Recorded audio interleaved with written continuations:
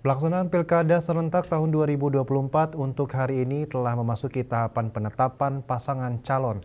Khususnya di Kota Denpasar, penetapan pasangan calon wali kota dan wakil wali kota Denpasar dilaksanakan melalui rapat pleno tertutup. Tahapan penetapan pasangan calon wali kota dan wakil wali kota Denpasar dilaksanakan melalui rapat pleno tertutup. Rapat ini diadakan setelah masa pendaftaran yang berlangsung dari tanggal 27 hingga 29 Agustus 2024.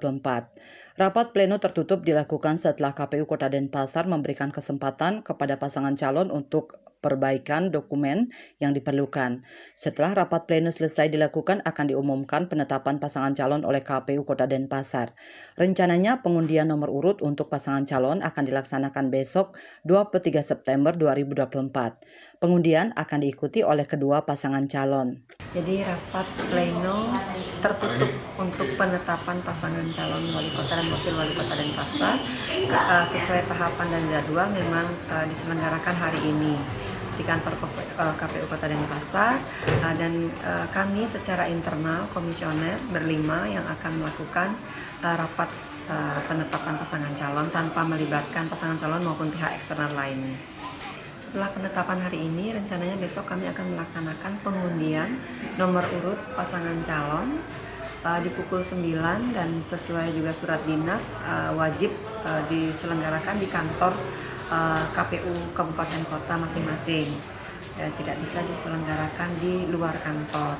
Nah, berkenaan dengan hal itu karena memang tempatnya juga terbatas sehingga pihak-pihak yang dapat kami undang pada kegiatan pengundian nomor urut besok juga terbatas hanya pada pasangan calon beserta istri, kemudian juga pimpinan partai politik pengusul, LO-nya, ketua tim pemenangan, dan juga kami tambahkan masing-masing 6 orang dari masing-masing pasangan calon. Kemudian juga ada Bawaslu, Forkopimda, dan juga beberapa perwakilan media. Setelah pengundian nomor urut, rencananya kami akan lanjutkan, rangkaikan dengan kegiatan deklarasi kampanye damai pukul 11 bertempat di halaman kantor KPU Kota Denpasar.